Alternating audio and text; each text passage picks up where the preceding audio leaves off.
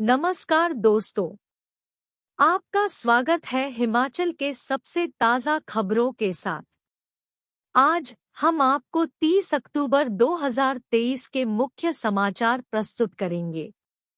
हिमाचल के विकास, पर्यटन और सामाजिक क्षेत्र की ताज़ा जानकारी के लिए हमारे चैनल को सब्सक्राइब करें और अपडेट के लिए हमें फॉलो करें।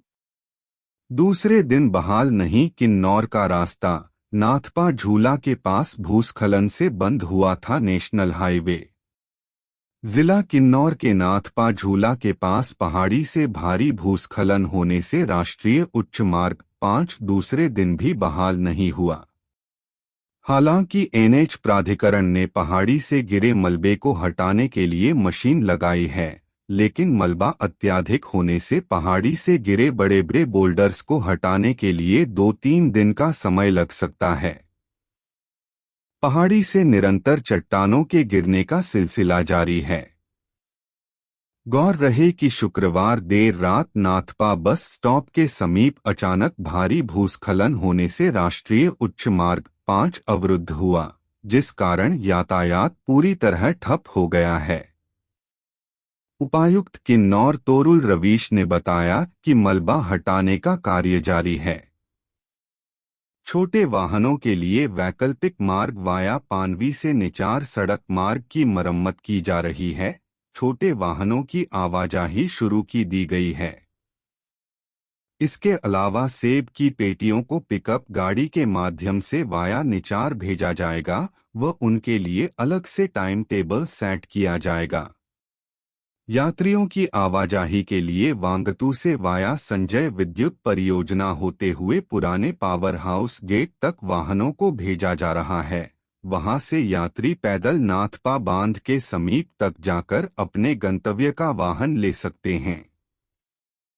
1500 मेगावाट क्षमता वाली नाथपा झांखड़ी जल विद्युत परियोजना बांध के रेजवायर क्षेत्र के करीब 200 मीटर एरिया में गत शुक्रवार रात से पहाड़ियों से चट्टानों का गिरना शुरू हो गया था, जो कि शनिवार को भी जारी रहा। उन्होंने कहा कि वैकल्पिक मार्ग के तौर पर एक अन्य मार्ग वांगतू से वाया नाथपा की ओर से एक बैली ब्रिज का निर्माण कार्य शुरू किया गया है, जो कि 2-3 दिन निर्माण कार्य पूर्ण किया जाएगा, ताकि लोगों को असुविधा न हो। उन्होंने जनता से अपील की है कि अनावश्यक यात्रा करने से बचें। बता दें कि इससे पूर्व निगुलसरी के पास भी भारी भूस्खलन होने से करीब 11 दिन किन्नौर देश दुनिया से कट गया था। जिला में इन दिनों सेब सीजन अंतिम पड़ाव पर है। वहीं सड़क मार्ग अवरुद्ध होने से बागबानों की चिंता भी बढ़ गई है। आज प्रदेश की सभी तहसीलों में इंतकाल अदालतें, 22,000 मामलों का होगा निपटारा। यहां सबसे ज्यादा केस लंबित। हिमाचल प्रदेश की सभी तहसीलों में इंतकाल अदालतें होंगी। इन अदालतों में इंतकाल के लंबित मामलों का निपटारा किया जाएगा। इंतकाल अदालतों के लिए राज्य सरकार की ओर से तैयारियां पूरी कर ली गई है। प्रदेश भर में इंतकाल के 22,000 मामले लंबित है। सबसे ज्यादा मामले कांगड़ा और शिमला जिला में लंबित है। शिमला जिला में 2,186 और कांगड़ा जिला में 8,484 मामले लंबित है। इसके अलावा अन्य जिलों में भी हजारों की संख्या में इंतकाल के मामले लंबित है। बीते दिनों मुख्यमंत्री सुखविंदर सिंह सुक्खू की अध्यक्षता में हुई कैबिनेट की बैठक में यह फैसला लिया गया था कि 30 अक्टूबर यानी सोमवार को प्रदेश की सभी तहसीलों में इंतकाल के लंबित मामलों को निपटाया जाएगा। हालांकि अन्य दिनों में भी रूटीन में इंतकाल के मामलों को निपटाया जाएगा। सोमवार को होने वाली इंतकाल अदालतों में अगर अच्छा रिस्पांस मिलता है तो फिर हर महीने इस तरह की अदालतें चलाने पर सरकार विचार करेगी। लोगों को बार बार सरकारी कार्यालयों में जाने से भी राहत मिलेगी। सरकार की लोगों से अपील। सरकार ने लोगों से अपील की है कि जिन लोगों के इंतकाल के मामले लंबित है, वह अपनी नजदीकी तहसील में आकर इंतकाल के लंबित मामलों का निपटारा कर सकते हैं। वहीं सरकार सभी राजस्व अधिकारियों को निर्देश दिए हैं कि लोगों के लंबित इंतकाल के मामलों को सही तरीके से निपटारा किया जाए। सभी लोगों से आग्रह किया गया है कि इंतकाल हेतु वांछित दस्तावेज संबंधित पटवारी के कार्यालय में जल्द से जल्द जमा करवाना सुनिश्चित करें, ताकि समय पर इंतकाल दर्ज कर अधिकारी द्वारा तस्दीक किया जा सके। लोकसभा चुनावों की तैयारियां जांची। देहरा में केंद्रीय मंत्री अनुराग ठाकुर ने भाजपा पदाधिकारियों से ली फीडबैक। केंद्रीय मंत्री अनुराग ठाकुर ने रविवार को देहरा दौरे के दौरान all India postal employees union के कार्यक्रम में शिरकत करने से पहले बीजेपी के पदाधिकारियों से फीडबैक लिया। 2024 लोकसभा चुनावों की तैयारियों पर भी चर्चा की। इस मौके पर बीजेपी के पूर्व मंत्री रमेश धवाला, बीजेपी जिलाध्यक्ष संजीव शर्मा, बीजेपी मंडल अध्यक्ष निर्मल सिंह व एचपीएमसी के पूर्व निदेशक विवेक पठानिया सहित कई कार्यकर्ता भी मौजूद रहे। केंद्रीय मंत्री ने एचपीसीए को बधाई दी तो वहीं बीसीसीआई का भी आभार व्यक्त करते हुए कहा कि जिन्होंने विश्व कप के 5 मैचों का आयोजन धर्मशाला में करवाकर हिमाचल प्रदेश को अवसर दिया। अनुराग ठाकुर ने कहा कि हम परागपुर, बंगाणा और बिलासपुर में करीब 6 करोड़ रुपए की लागत से इंडोर स्टेडियम बना रहे हैं। जल्द पूरी होंगी पोस्टल कर्मचारियों की मांगें। गर्ली। केंद्रीय मंत्री ने कहा कि प्रधानमंत्री ने मन की बात कार्यक्रम में खादी और लोकल प्रोडक्ट खरीदने का संदेश दिया है। प्रधानमंत्री चाहते हैं कि हम सभी देशी उत्पादों का इस्तेमाल करें। पोस्टल यूनियन के नेताओं ने अनुराग ठाकुर से पोस्टल कर्मचारियों की मांगों को पूरा करने का आग्रह किया। कर्मचारियों की मांगें लंबे समय से लंबित हैं। इन मांगों को जल्द पूरा किया जाएगा। लंका पर चढ़ाई करेंगे देवी देवता, 200 देवता होंगे शामिल। आज संपन्न होगा अंतर्राष्ट्रीय दशहरा उत्सव। विश्व का सबसे बड़ा देव महाकुंभ यानी अंतर्राष्ट्रीय दशहरा उत्सव 7वें दिन लंका दहन के साथ संपन्न होगा। देवभूमि कुल्लू के आराध्य देवी देवता लंका पर चढ़ाई करेंगे। भगवान रघुनाथ जी की भव्य शोभायात्रा लंका दहन पर निकलेगी। लंका दहन के बाद भगवान रघुनाथ जी सहित देवता अपने देवालय लौटेंगे। बता दें कि देव समागम में देवभूमि कुल्लू के निर्मंड, आनी, बंजार, सैंज, गड़सा, मणिकर्ण, काईस, ऊझी, लघवैल और महाराजा के 316 के करीब देवी देवताओं ने भाग लिया। इनमें से करीब 200 देवी देवता लंका दहन में भाग ले सकते हैं। इस बार दशहरा उत्सव के इतिहास में सबसे ज्यादा देवी देवता विराजमान हो गए। बता दें कि इस बार रिकॉर्ड मत देवी देवता दशहरा उत्सव में पहुंचे। हालांकि प्रशासन ने 332 देवी देवताओं को निमंत्रण भेजा था, लेकिन गत वर्ष तक आंकड़ा 304 तक ही पहुंचा था। इस बार यह आंकड़ा करीब 316 से पहुंचा है। मुआफीदार देवी देवता 148 और गैर मुआफीदार देवी देवता 135 पहुंचे हैं। लगभग 32 बिना निमंत्रण वाले देवी देवता विराजमान हुए। धारपुर के लंका बेकर में होने वाले लंका दहन में सभी प्रक्रिया को पूरा किया जाएगा। सड़क हादसे में 2 मजदूरों की मौत। पामवटा साहिब में कंपनी से लौट रहे थे दोनों अभागे प्रवासी। पामवटा साहिब स्थित नारीवाला की एक निजी कंपनी में कार्यरत 2 प्रवासी मजदूरों की काम से लौटते वक्त एक टिप्पर से टक्कर होने पर दर्दनाक मौत हो गई। पुलिस द्वारा मिली जानकारी के मुताबिक दोनों निजी कंपनी में काम कर शाम को घर लौट रहे थे, तभी अचानक रास्ते में तेज रफ्तार टिप्पर की चपेट में आने से दोनों गंभीर रूप से घायल हो गए। हादसे में दोनों घायलों आनन फानन में उपचार के लिए सिविल अस्पताल पामवटा साहिब लाया गया, जहां पर तैनात डॉक्टर अंकुर धीमान ने प्राथमिक उपचार कर दोनों को मृत घोषित कर दिया। हादसे में घायल युवकों की पहचान विष्णु प्रताप सिंह एवं दूसरे की पहचान रितेश के रूप में हुई है। दोनों की उम्र 40 के लगभग बताई जा रही है। वे उत्तर प्रदेश गाजीपुर के रहने वाले थे। उधर मामले की पुष्टि करते हुए डीएसपी पामवटा साहिब मानवेंद्र ठाकुर ने बताया कि दोनों की एक सड़क हादसे में मौत हुई है। दोनों शवों को कब्जे में लेकर पोस्टमार्टम के लिए शवगृह में रखा गया है, जहां पर शवों को पोस्टमार्टम कर परिजनों को सौंप दिया जाएगा।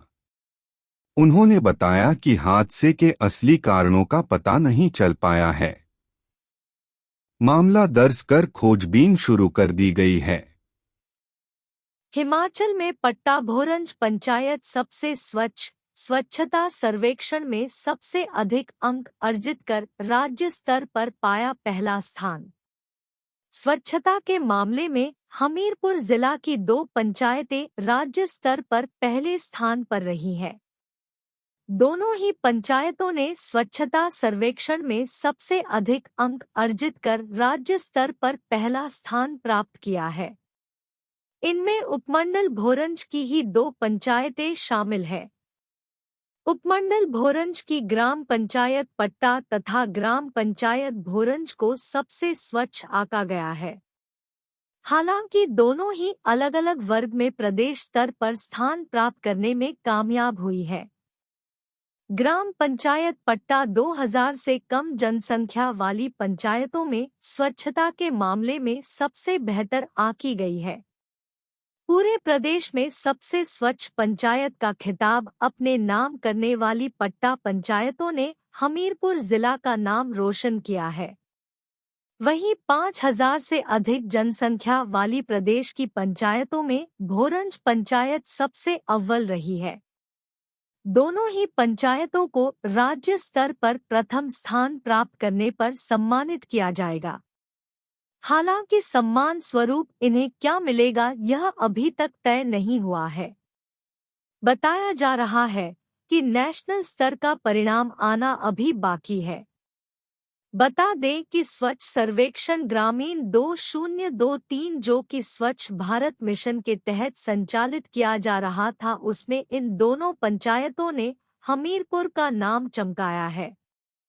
ग्राम पंचायत पट्टा ने स्वच्छता सर्वेक्षण ग्रामीण में 439 अंक हासिल कर प्रदेश में पहला स्थान प्राप्त किया है। ग्राम पंचायत पट्टा की प्रधान गीता देवी तथा उपप्रधान दिनेश सिंह ठाकुर ने कहा कि समय समय पर स्वच्छता अभियान भी चलाए जाते हैं। सुनिश्चित किया जाता है कि पंचायत में गंदगी न हो तथा पूरी तरह से स्वच्छता के स्तर को बेहतर बनाया जा सके। ठगों ने देश विदेश में बनाई करोड़ों की संपत्ति, शातिरों ने लोगों को चूना लगा पेट्रोल पंप, बंगले, हजारों एकड़ जमीन खरीदी। क्रिप्टो करेंसी ठगी मामले में शातिरों ने हिमाचल, पंजाब के अलावा विदेश में भी करोड़ों की संपत्ति बनाई है। फर्जी क्रिप्टो करेंसी के मास्टरमाइंड सुभाष ने दुबई के अलावा थाईलैंड में भी करोड़ों की संपत्ति बनाई है। क्रिप्टो करेंसी के नाम पर 5 लाख की इन्वेस्टमेंट लाने पर ग्राहकों को विदेश टूर दिया जाता था। क्रिप्टो करेंसी के नाम पर ठगी मामले में आए दिन नए नए खुलासे हो रहे हैं। करोड़ों की ठगी मामले के मास्टरमाइंड लोगों को 5 लाख रुपए की इन्वेस्टमेंट लाने पर बैंकॉक, मलेशिया, थाईलैंड, दुबई और इंडोनेशिया 5 देशों के टूर पर ले जाया जाता था। पिछले करीब 3 साल से पुलिस की नाक तले प्रदेश में क्रिप्टो करेंसी के नाम पर ठगी का खेल चलता रहा, लेकिन सरकारी सिस्टम सोया रहा। शातिरों ने ठगी के पैसे से पेट्रोल पंप, बंगले और हजारों एकड़ भूमि भी खरीदी है। क्रिप्टो करेंसी ठगी का शिकार हुए लोग पुलिस अधिकारियों के पास शिकायत लेकर जाते रहे, लेकिन जांच शुरू नहीं हो पाई। ऐसे में समय पर कार्रवाई न करने वाले पुलिस अधिकारियों की कार्यप्रणाली भी सवालों के घेरे में है। बताया जा रहा है कि कई पुलिसकर्मियों ने भी पैसा लगाया है और कई पुलिसकर्मियों ने लोगों का पैसा लगवाया है। क्रिप्टो करेंसी ठगी मामले में शातिरों ने लोगों को ठगने के लिए 6 तरह के अलग अलग क्वाइन तैयार करके लोगों से करोड़ों रुपए ठगे हैं। शातिरों ने वेबसाइट बनाकर लोगों को फर्जी क्वाइन के नाम पर करोड़ों की ठगी को अंजाम दिया है। वहीं हिमाचल पुलिस की एसआईटी ने अभी तक की कार्रवाई में 3 मास्टरमाइंड समेत 10 आरोपियों को गिरफ्तार किया है। करोड़ों की इस ठगी में शामिल कई पुलिस कर्मियों ने तो बीआरएस ले ली है। इनमें एक सेवानिवृत्त पुलिसकर्मी सुनील कुमार भी शामिल है, जिसे बीते दिनों पंजाब पुलिस ने जीरकपुर से गिरफ्तार किया था। सुनील के अलावा अश्विनी कुमार को भी पंजाब पुलिस ने इसी मामले में धर दबोचा है। दोनों आरोपी हिमाचल के हमीरपुर के रहने वाले हैं।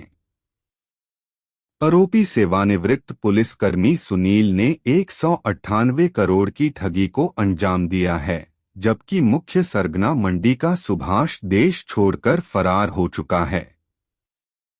करोड़ों के इस क्रिप्टो करेंसी ठगी मामले में कई अधिकारियों और कर्मचारियों ने पैसा लगाया है। अभी कुछ और आरोपी पुलिस के राडार पर। शातिरों ने कोरवियो coin, DGT coin, fish token हाइपनेक्सट, बिटपेड 1, बिटवेड 2 और एडेड फाइनांस क्वाइन के झांसे में फंसाकर लोगों को ठगा है। क्रिप्टो ठगी मामले में पंजाब और हिमाचल प्रदेश पुलिस की टीमें कार्रवाई कर रही हैं। पंजाब पुलिस की अभी तक जांच में आरोपी सेवानिवृत्त पुलिसकर्मी सुनील कुमार की 198 करोड़ की ट्रांजैक्शन मिली है।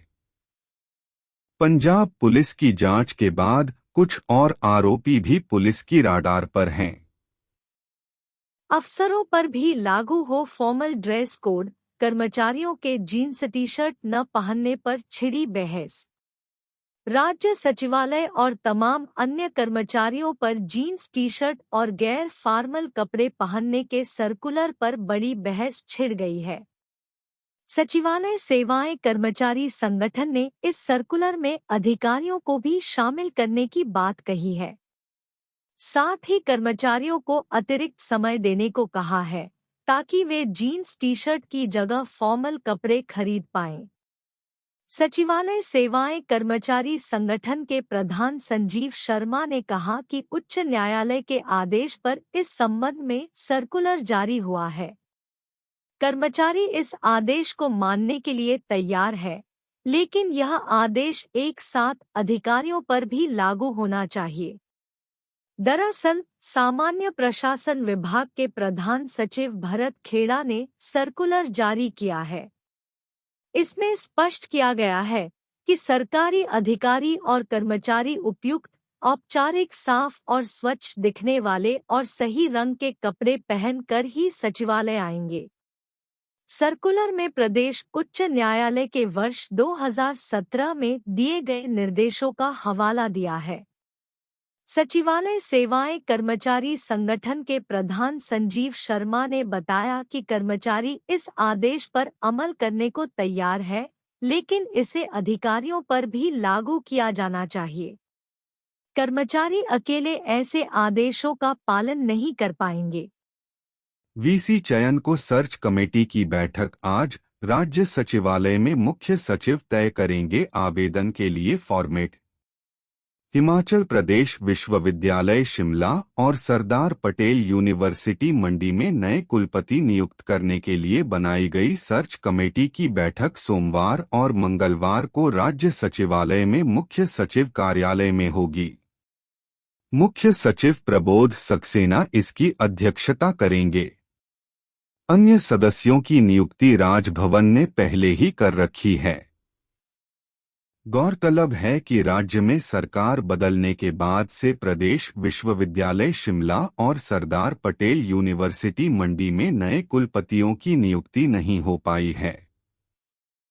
एचपीयू में अब भी सेंट्रल यूनिवर्सिटी के कुलपति प्रोफेसर एसपी बंसल काम देख रहे हैं, जबकि मंडी यूनिवर्सिटी में कुलपति का काम उपकुलपति के माध्यम से चलाया जा रहा है।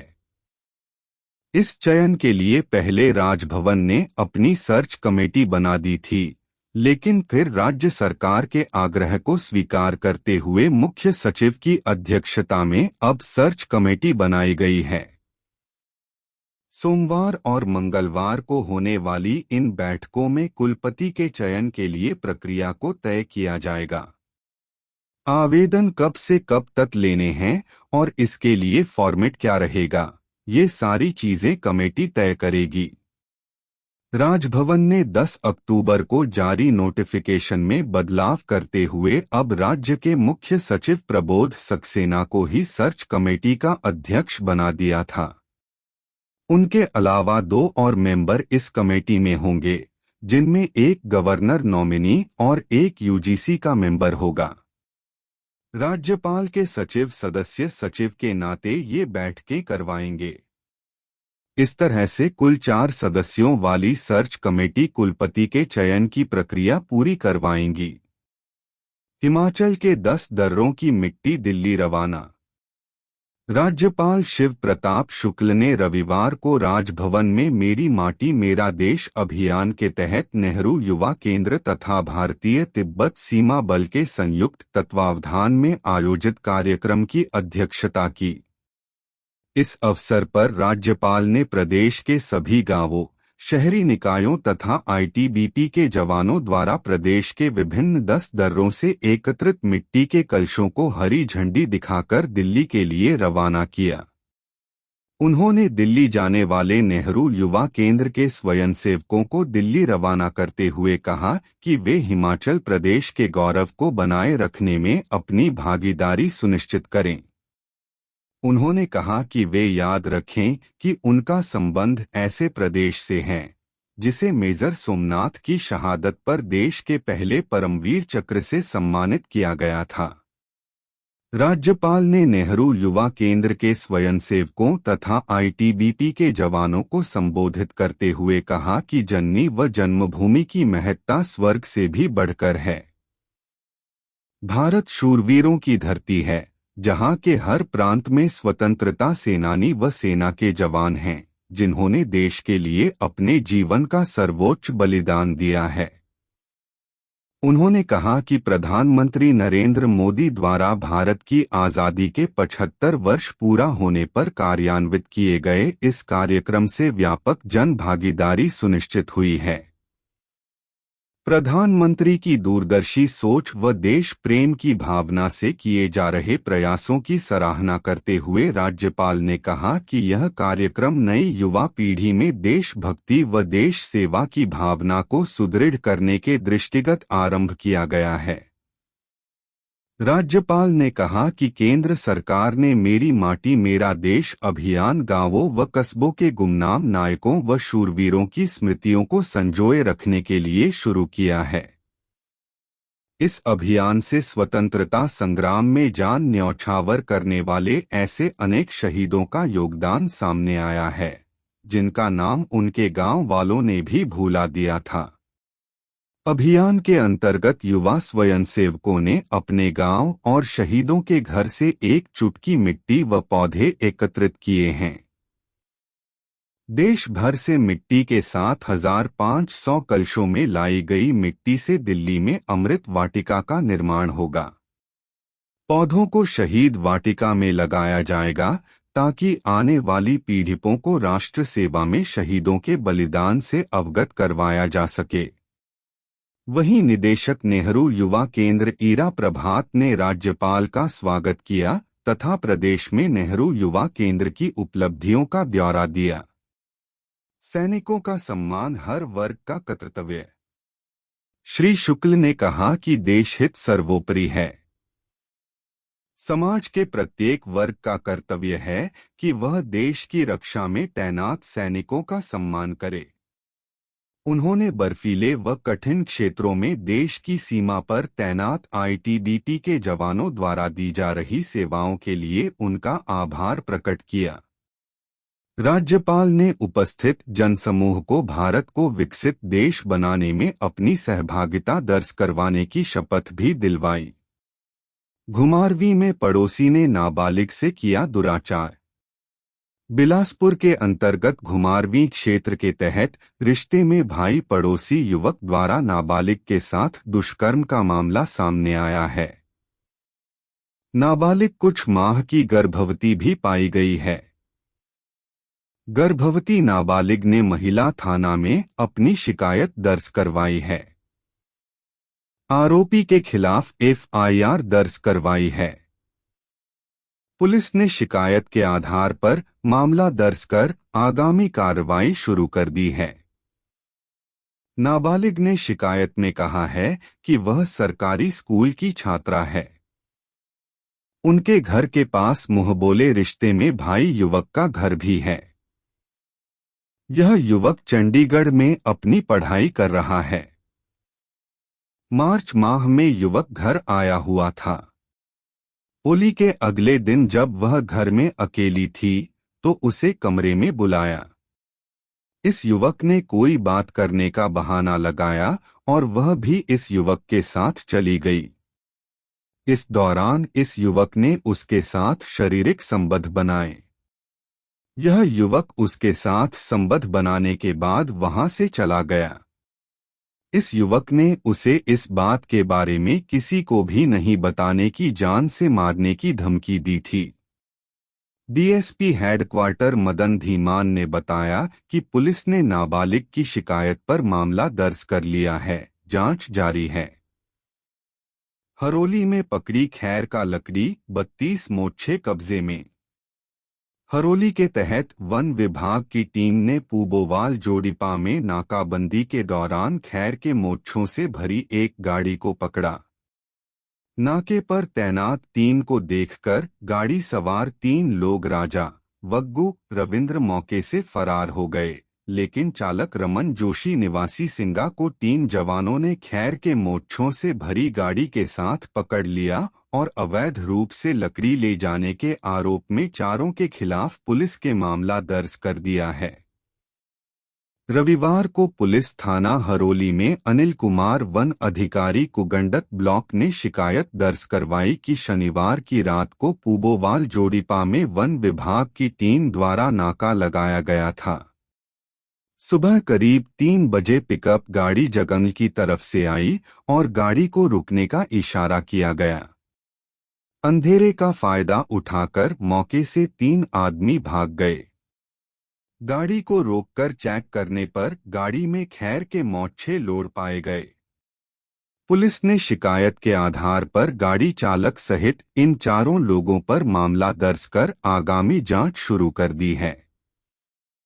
वहीं एसपी अरिजित सेन ठाकुर ने कहा कि पुलिस मामले की जांच कर रही है। सरकारी दफ्तरों में जीन्स, टी-शर्ट पहनने पर रोक, आदेश न मानने पर होगी कार्रवाई। हिमाचल प्रदेश सचिवालय समेत सरकारी दफ्तरों में अधिकारी और कर्मचारी अगर जीन, टी-शर्ट या अन्य गैर फॉर्मल कपड़े पहनकर आए तो उनके खिलाफ अनुशासनात्मक कार्रवाई होगी। प्रदेश उच्च न्यायालय और अन्य अदालतों में भी अधिकारियों और कर्मचारियों को फॉर्मल ड्रेस पहनकर ही जाना होगा। इसके अलावा चतुर्थ श्रेणी कर्मचारियों को वर्दी पहनकर ही कार्यालय में आना होगा। प्रधान सचिव सामान्य प्रशासन भरत खेड़ा ने इस संबंध में एक सर्कुलर जारी किया है। सर्कुलर में स्पष्ट किया गया है कि प्रदेश उच्च न्यायालय ने वर्ष 2017 में इस संबंध में निर्देश जारी किए थे। उसके बाद कार्मिक विभाग ने सभी विभागों को दिशानिर्देश तैयार कर जारी किए थे, जिसमें ड्रेस कोड के बारे में जानकारी दी थी। इसमें स्पष्ट किया था कि सरकारी अधिकारी और कर्मचारी उपयुक्त, औपचारिक, साफ और अच्छे दिखने वाले और सही रंग के कपड़े पहनकर ही सरकारी दफ्तर में आएंगे। वे उच्च न्यायालय या अन्य अदालतों में उपस्थित होते हुए भी फॉर्मल और सही तरीके के कपड़े पहनेंगे। इस सर्कुलर के अनुसार हालांकि यह ध्यान में आया है कि इन निर्देशों की ठीक से अनुपालना नहीं की जा रही है। यही नहीं, प्रदेश के चतुर्थ श्रेणी कर्मचारी भी सही कपड़ों में नहीं पहुंच रहे हैं। उनके लिए पहले से ही वर्दी तय है। अधिकारियों और कर्मचारियों के कपड़े पहनने का अंदाज कार्यालय की व्यावसायिकता, गंभीरता और अनुशासन की शैली को भी प्रदर्शित करता है। ऐसे में राज्य सचिवालय के सभी अधिकारी और कर्मचारी इन निर्देशों की अनुपालना करें। अगर इस संबंध में किसी भी तरह की कोताही बरती जाती है तो ऐसे में अनुशासनात्मक कार्रवाई की जाएगी। इसके लिए कंडक्ट रूल्स में प्रावधान होने की भी बात की गई। कुल्लू न्यूज। देवताओं को मिले नए टेंट, कल अपने देवालय की ओर रवाना होंगे देवी देवता। ऐतिहासिक धालपुर मैदान में अंतर्राष्ट्रीय दशहरा उत्सव की चौथे दिन आधी रात को अग्निकांड में जिन देवी देवताओं के अस्थायी शिविर के टेंट जले थे, उन्हें जिला प्रशासन ने नए टेंट प्रदान किए हैं। हालांकि टेंट जलने के बाद कई घंटों तक देवी देवता दूसरे देवी देवताओं के अस्थायी शिविरों में रहे, लेकिन उसके बाद प्रशासन ने तुरंत आग की घटना को गंभीरता लेते हुए देवताओं को नए टेंट दिए और फौरी राहत भी प्रदान की। वहीं आज देवी देवता के हारियान और कारकुन आग की भेंट चढ़े वाद्य यंत्रों की जगह नए वाद्य यंत्र का इंतजाम कर रहे हैं। कल देवी देवता ढालपुर से अपने देवालय की ओर रवाना होंगे। वहीं देवी देवताओं ने अपने देवालय पहुंचने से पहले अपने अपने हारियानों को कुछ देव कार्य करने के भी आदेश दिए हैं। 9,353 मीट्रिक टन धान की खरीद, प्रदेश के 1931 किसानों के खाते में डाले 15.5 करोड़ रुपए। सिविल सप्लाई कारपोरेशन प्रदेश के किसानों से सीधे धान की फसल खरीद रहा है और उसे बाद में डिपोओं के माध्यम से उपभोक्ताओं को वितरित किया जाएगा। किसान भी धान की फसल बेचने के लिए विभाग के पोर्टल पर धड़ाधड़ बुकिंग करवा रहे हैं, ताकि उन्हें जल्द से जल्द टोकन नंबर जारी हो सके और वह अपनी धान की फसल को अनाज मंडी में बेच सकें। सिविल सप्लाई कारपोरेशन के प्रबंध निदेशक राजेश्वर गोयल ने शनिवार देर शाम को ऊना जिला की जेके फूड राइस मिल टाहलीवाल का औचक निरीक्षण किया और मिल में किसानों को दी जा रही सुविधाओं का जायजा भी लिया, जहां पर सब कुछ ठीक पाया गया। इसके अलावा धान बेचने पहुंच रहे किसानों से भी अनाज मंडी को लेकर सुझाव लिए गए, ताकि अनाज मंडी में कोई कमी हो तो उसे सुधारा जा सके। हालांकि किसान भी घरद्वार के नजदीक बिक रही धान की फसल को लेकर काफी खुश नजर आए। इसके अलावा सिविल सप्लाई कारपोरेशन धर्मशाला के मंडलीय प्रबंधक पंकज शर्मा और सिविल सप्लाई कारपोरेशन हमीरपुर के क्षेत्रीय प्रबंधक संजीव वर्मा भी विशेष तौर पर मौजूद रहे। बता दें कि 28 अक्टूबर तक प्रदेश की 10 मंडियों में 9,353 मीट्रिक टन धान की फसल प्रदेश के 1931 किसानों से खरीदी गई है। इसकी कुल कीमत 15 करोड़ 51 लाख के लगभग बताई जा रही है। धान खरीद का काम प्रदेश में पिछले 3 अक्टूबर से चल रहा है और अगले 26 दिसंबर तक चलेगा। राजेश्वर गोयल, प्रबंध निदेशक, हिमाचल प्रदेश राज्य नागरिक आपूर्ति निगम ने बताया कि ऊना की टाहलीवाल अनाज मंडी का शनिवार को औचक निरीक्षण किया गया, जहां पर सब कुछ ठीक पाया गया। लोकसभा चुनावों के लिए भाजपा कांग्रेस फील्ड में। हिमाचल प्रदेश में भारतीय जनता पार्टी का बूथ सशक्तिकरण कार्यक्रम जोरदार रूप से चल रहा है, जिसमें सभी कार्यकर्ता दिन-रात कार्य कर बूथ को मजबूत करने का कार्य कर रहे हैं। भाजपा कार्यकर्ता आधारित राजनीतिक दल है और बूथ को मजबूत करके ही चुनाव लड़ती है। यह बात भाजपा प्रदेश महामंत्री बिहारी लाल शर्मा और भाजपा नेता पुरुषोत्तम गुलेरिया ने कही।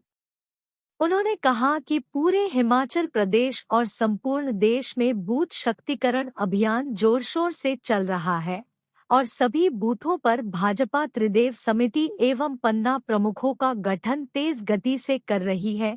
इससे हिमाचल प्रदेश में 7,800 बूथों पर कार्य चल रहा है, जिसमें से 16 मंडल का कार्य संपन्न हो चुका है।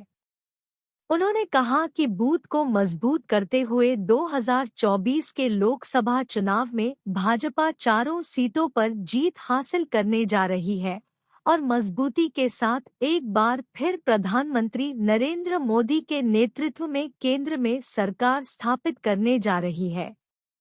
मेरा बूथ सबसे मजबूत, इसी देह वाक्य को संकल्पित करते हुआ भाजपा लोकसभा की तैयारी में लगी है। फर्स्ट वोट फॉर इंडिया मुहिम की लॉन्चिंग। लोकसभा चुनाव में युवा कांग्रेस पहली बार वोट डालने जा रहे मतदाताओं को साधने की तैयारी में है।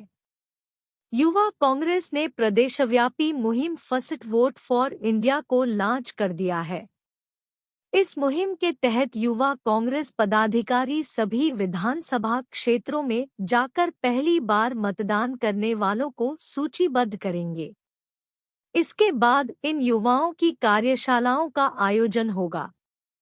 इन सभी को कांग्रेस की नीतियों और गठबंधन के एजेंडे की जानकारी दी जाएगी। यह अभियान लोकसभा चुनाव तक जारी रहेगा। युवा कांग्रेस पदाधिकारी विधानसभा क्षेत्रों में पहली बार मतदान कर रहे युवाओं को जागरूक करने के लिए कार्यक्रमों का आयोजन करेंगे। इसके साथ ही उन्हें कांग्रेस की नीतियों और कार्यक्रमों की जानकारी भी दी जाएगी। लोकसभा चुनाव में युवाओं के बड़े वर्ग को जोड़ने वाले इस अभियान को फर्स्ट वोट फॉर इंडिया का नाम दिया गया है। युवा कांग्रेस के महासचिव और हिमाचल प्रभारी विनीत कंबोज ने प्रदेश युवा कांग्रेस के पदाधिकारियों को ज्यादा से ज्यादा युवाओं को फर्स्ट वोट फॉर इंडिया कार्यक्रम से जोड़ने का निर्देश दिया। HRTC वर्कशॉप पेट्रोल पंपों का होगा कंप्यूटरीकरण, किस वर्कशॉप में कितना सामान मिलेगी जानकारी। HRTC की वर्कशॉप और पेट्रोल पंपों का कंप्यूटरीकरण करने जा रहा है। किस वर्कशॉप में कितना सामान उपलब्ध है, कहां उपकरणों की कमी है, यह सारी जानकारी ऑनलाइन उपलब्ध रहेगी। वहीं किस पेट्रोल पंप से किस बस ने कितना डीजल भरवाया, बस की माइलेज कितनी है, यह जानकारी भी मेंटेन की जाएगी। इसके लिए निगम प्रबंधन ने पूरी तैयारी कर ली है और इस पर कार्य शुरू कर दिया है। हिमाचल में जब से HRTC का गठन हुआ है, पहली बार निगम प्रबंध निदेशक के निर्देशन में यह वर्कशॉप व पेट्रोल पंपों में होने वाले कार्य का कंप्यूटरीकरण होने जा रहा है। इस कंप्यूटरीकरण से निगम प्रबंधन वर्कशॉप व पेट्रोल पंप में होने वाले कार्य की पूरी नज़र निगम प्रबंधन के पास रहेगी। इसके लिए निगम प्रबंधन कर्मचारियों को ट्रेनिंग भी देगा। निगम प्रबंधन से मिली जानकारी के अनुसार वर्कशॉप व पेट्रोल पंपों के ऑनलाइन होने के बाद निगम को लाभ होगा।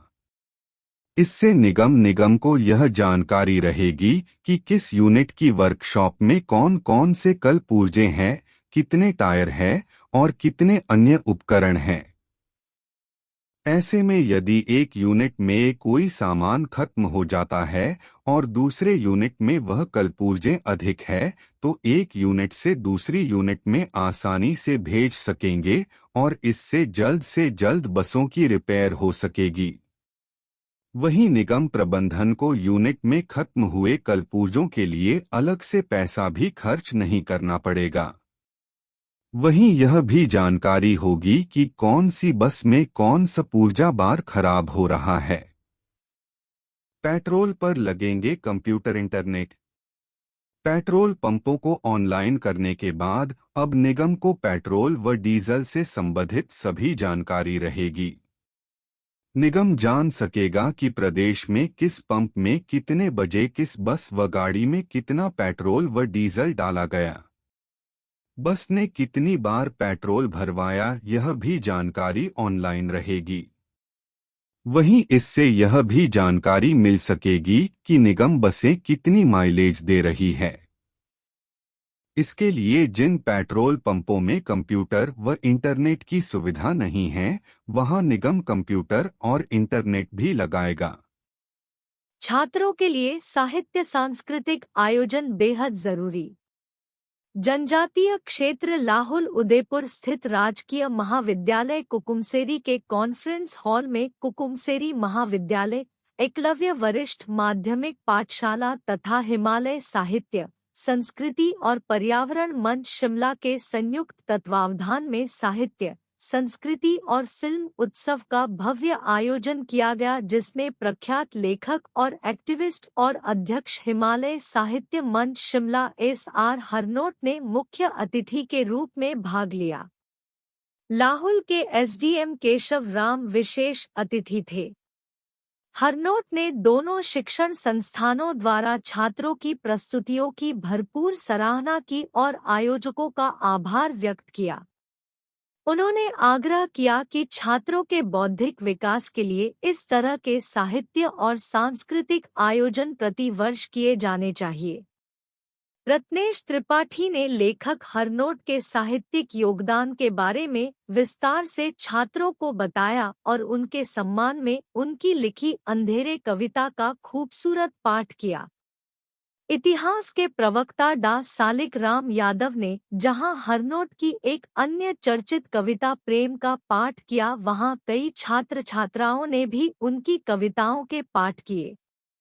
हरनोट ने बच्चों की सुंदर और सार्थक भागीदारी तथा तैयारी के लिए संस्थाओं के प्राध्यापकों की प्रशंसा की।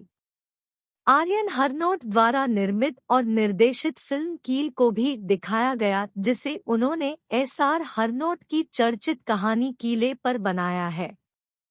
इस लघु फिल्म को कई राष्ट्रीय पुरस्कार मिल चुके हैं। साथ ही उन्होंने छात्रों के साथ फिल्म निर्माण, अभिनय इत्यादि के अपने अनुभव साझा किए। महाविद्यालय की प्रधानाचार्य और त्रिपाठी ने कहा कि यह अब तक का अनूठा और साहित्यिक आयोजन है, जिसे प्रति वर्ष किया जाता रहेगा। कार्यक्रम का मुख्य उद्देश्य रचनात्मक लेखन को प्रोत्साहित करना और छात्र रचनाकारों को मंच प्रदान करना था। पेपर हरियाणा में लीक, झटका हिमाचल को। कंप्यूटर बेस्ड टेस्ट प्रणाली लागू करने जा रहे प्रदेश के लिए चिंता बढ़ाने वाली खबर। हिमाचल में हमीरपुर कर्मचारी चयन आयोग को पेपर लीक की वजह से बंद करने के बाद अब राज्य चयन आयोग के माध्यम से कंप्यूटर बेस्ड टेस्ट प्रणाली लागू करने जा रहे हिमाचल के लिए एक चिंता वाली खबर आई है। इसी फॉर्मेट के तहत परीक्षा ले रहे हरियाणा कर्मचारी चयन आयोग का ग्रुप डी का एग्जाम लीक हो गया है। यह पेपर कॉमन एलिजिबिलिटी टेस्ट का था। हरियाणा सरकार 2022 में कॉमन एलिजिबिलिटी टेस्ट को लागू कर चुकी है और इसके लिए कंप्यूटर बेस्ड टेस्ट को भी OMR के साथ जोड़ा गया है, लेकिन यह ऑनलाइन प्रक्रिया भी लीक हो गई। दिल्ली पुलिस ने इस पेपर लीक के मामले में रोहतक से 2 लोगों को गिरफ्तार किया है। इसमें हरियाणा पुलिस के एक कांस्टेबल की भूमिका भी सामने आ रही है। FIR दर्ज करने के बाद इस मामले में जांच जारी है, लेकिन इस घटना ने हिमाचल में चिंता बढ़ा दी है। हिमाचल में सरकार ने पेपर लीक का मामला सामने आने के बाद हमीरपुर कर्मचारी चयन आयोग को बंद कर दिया था। इसकी जगह अब राज्य चयन आयोग बनाया जा रहा है और इसके लिए रिटायर IAS दीपक सानन की अध्यक्षता में कमेटी बनाई गई है। कमेटी ने अपनी प्रारंभिक रिपोर्ट में कंप्यूटर बेस्ड टेस्ट सिस्टम से कॉमन एलिजिबिलिटी टेस्ट लेने का ही फॉर्मेट दिया है। हालांकि अभी इस कमेटी की अंतिम रिपोर्ट का इंतजार राज्य सरकार को है। राज्य के हजारों शिक्षित बेरोजगारों युवा कमेटी की रिपोर्ट का इंतजार कर रहे हैं। पहले यह माना जा रहा था कि मानवीय हस्तक्षेप के बिना होने वाले कंप्यूटर बेस्ड टेस्ट में पेपर लीक नहीं हो सकता, लेकिन हरियाणा की घटना ने राज्य सरकार को भी पुनर्विचार करने की तरफ चेताया है। हिमाचल में सरकार ने पेपर लीक का केस विजिलेंस ब्यूरो को दिया हुआ है। अभी तक 10 से ज्यादा एफआईआर हो चुकी हैं और कोर्ट में चार्जशीट दायर करने की प्रक्रिया चल रही है। दूसरी तरफ नई भर्ती परीक्षाएं लगभग रुक गई हैं। आयोग के पेंडिंग रिजल्ट को लोक सेवा आयोग को दिया गया है, लेकिन वहां स्पीड धीमी है। नए आयोग के लिए खड़ी हुई नई चुनौती। जिस तरह हरियाणा में कॉमन एलिजिबिलिटी टेस्ट में भी पेपर लीक का मामला सामने आया है, उसे हिमाचल में बनने वाले नए आयोग के लिए भी नई चुनौती खड़ी हो गई है। इस आयोग में राज्य सरकार ने अभी मुख्य प्रशासनिक अधिकारी के तौर पर आईएएस अफसर डॉक्टर आर.के. परूथी की नियुक्ति की है। प्रदेश सरकार ने शहीद सैनिकों के आश्रितों को दी जाने वाली अनुग्रह राशि की दरों में की बढ़ोतरी।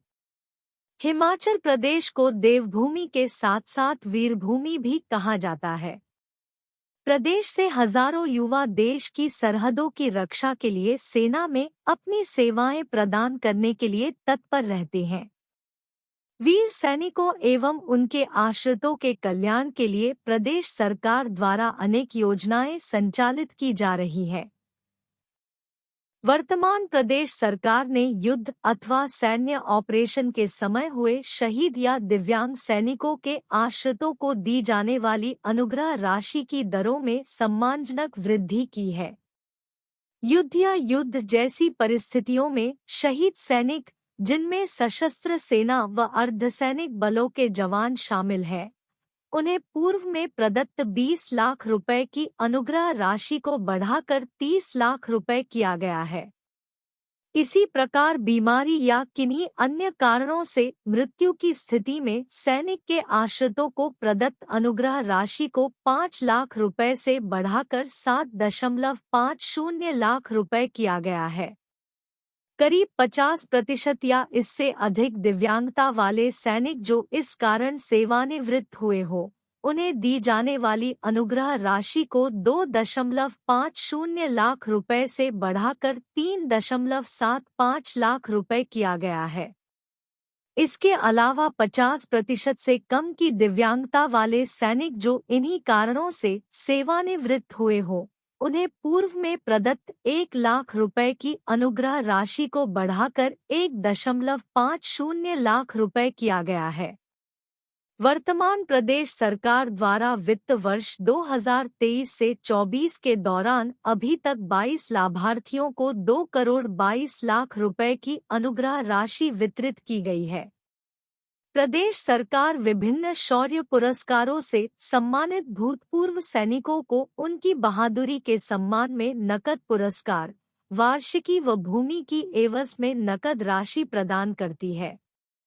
शौर्य पुरस्कार और उत्कृष्ट सेवा पुरस्कार विजेताओं को यह राशि प्रदान की जा रही है।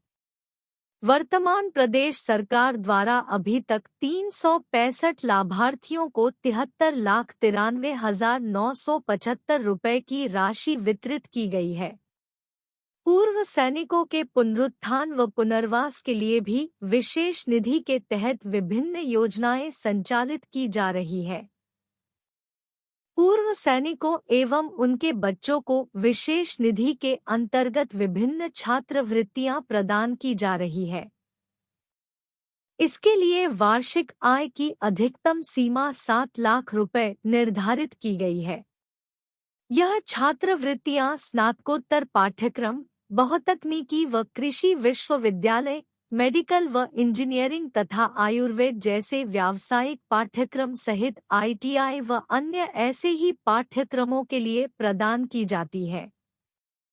प्रदेश सरकार द्वारा पूर्व सैनिकों के लिए रोजगार में 15% आरक्षण का भी प्रावधान किया गया है। पद के लिए पात्रता और योग्यता अनुसार पूर्व सैनिक उपलब्ध नहीं होने पर अधिसूचना के 2 वर्ष बाद ऐसे पदों का अप्राप्यता प्रमाण पत्र संबंधित विभाग को दिया जाता है। इसके उपरांत संबंधित विभाग द्वारा नियमावली के अनुसार इन पदों पर पूर्व सैनिकों के बच्चों की नियुक्ति की जाती है। वर्तमान प्रदेश सरकार द्वारा इस वर्ष अभी तक 300 पूर्व सैनिकों अथवा उनके आश्रितों को नियुक्तियां प्रदान की गई है। प्रदेश सरकार द्वारा युद्ध विधवाओं की पुत्री की शादी के लिए 50,000 रुपए की एकमुश्त आर्थिक सहायता प्रदान की जाती है। यह सहायता केवल 2 पुत्रियों के लिए लागू है। ऐसे भूतपूर्व सैनिक जिन्हें किसी प्रकार की पेंशन नहीं मिलती तथा जिनकी आयु 60 वर्ष से अधिक है, इस श्रेणी के भूतपूर्व सैनिकों अथवा उनकी विधवाओं को 3,000 रुपए प्रतिमाह तथा द्वितीय विश्व युद्ध के भूतपूर्व सैनिकों अथवा उनकी विधवाओं को क्रमशः 10,000 व 5,000 रुपए प्रतिमाह वृद्धावस्था पेंशन बतौर आर्थिक सहायता उपलब्ध करवाई जा रही है। वर्तमान प्रदेश सरकार द्वारा इस वित्त वर्ष में अभी तक 1,162 लाभार्थियों को 1,48,34,969 रुपए के लाभ प्रदान किए गए हैं। वर्तमान सरकार ने बुढ़ापा पेंशन के लिए 35,000 रुपए की आय सीमा को भी 2 सितंबर 2023 से समाप्त कर दिया है। मुख्यमंत्री सुखविंदर सिंह सुक्खू का कहना है कि हमारे वीर सैनिक देश की सरहदों को सुरक्षित रखने में अपना सर्वस्व बलिदान करने के लिए तत्पर रहते हैं। इसी कारण हम सभी स्वयं को सुरक्षित महसूस कर पाते हैं। प्रदेश सरकार इन वीर जवानों, पूर्व सैनिकों एवं उनके आश्रितों के कल्याण के लिए प्रतिबद्ध है।